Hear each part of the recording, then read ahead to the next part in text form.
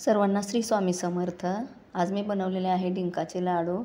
तर त्याच्यासाठी लागणारे साहित्य: अर्धी वाटी खसखस, 2 चम्मच हालीम, 1 मोठी वाटी डिंक आणि अर्धा किलो खोबरं आहे, जे साफ पुसून ठेवलेलं आहे। इथं मी 100 ग्राम बदाम आणि 100 ग्राम काजू घेतलेले आहेत।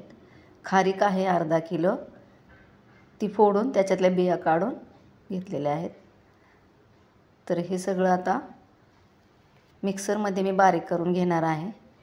तर अगोदर मी खारीक पावडर करून घेतलेली आहे मिक्सरमध्ये, आणि नंतर मग खोबरं बारीक करून घेणार आहे।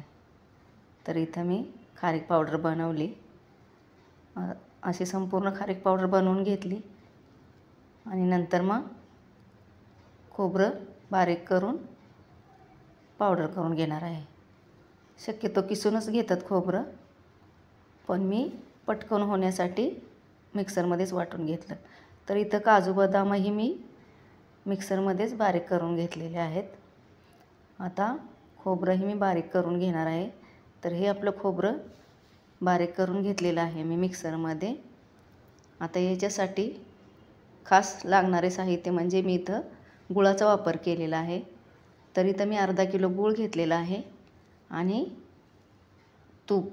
तर हे तूप आता मी 4 चम्मच तूप घालत आहे डिंक तळण्यासाठी। आपल्याला डिंक अगोदर तळून घ्यायचा आहे, म्हणजे तो मिक्सरमध्ये वाटला किंवा असा हाताने चुरला तरी बारीक होतो। तर डिंक आपला इथं साबुदाण्याच्या लाह्यासारखा छान तळून झालेला आहे।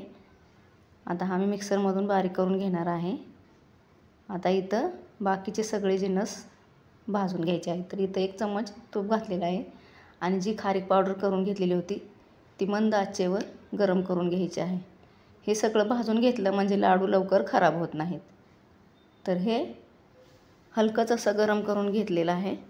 आता खोबरं भाजून घेणार आहे।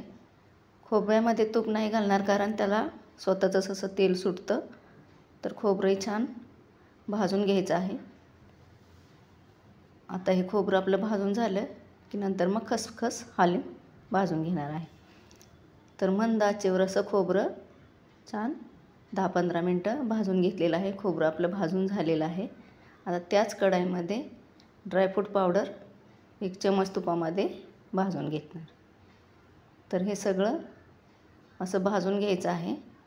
आणि तुम्हालाही बनवायचे असतील असे थंडीमध्ये लाडू घरच्यांसाठी तर बनवू शकता। इथं पुन्हा मी कढईमध्ये 1 चम्मच तूप घालून हालीम भाजून घेतलेला आहे, ज्याला आळीव पण म्हणतात। नंतर आळीव भाजून झालं की पुन्हा 1 चम्मच तूप घालून खसखस छान भाजून घ्यायची आहे 1-2-3 मिनटं। आणि खसखस भाजून झाली की डिंक पावडर हे सगळं मी आता इथं मिक्स केलेलं आहे। तर इथं माझं तुपात तळल्यामुळे मिक्सरमध्ये डिंक एकदम पाकासारखा झालेला आहे। आता हे छान हाताने मिक्स करून घेणार आहे आणि आता गुळाचा पाक बनवायचा आहे। तर त्याच्यासाठी इथं मी 2 चम्मच पाणी घातलेलं आहे कढईमध्ये, आणि पाणी उकळलं त्याच्यामध्ये गूळ सोडून पाक तयार करून घेणार आहे।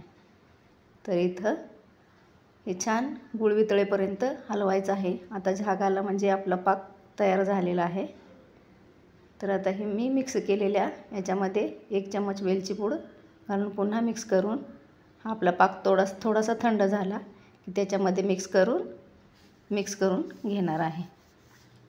तर इथं मी आता हे सगळं असं छान मिक्स करून घेतलेलं आहे।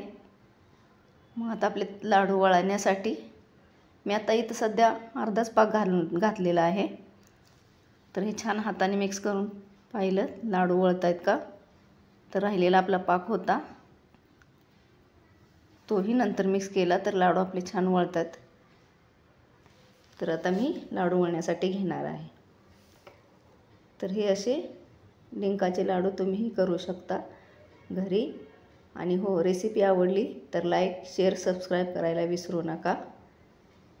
इथे लाडू आपले तयार झालेले आहेत।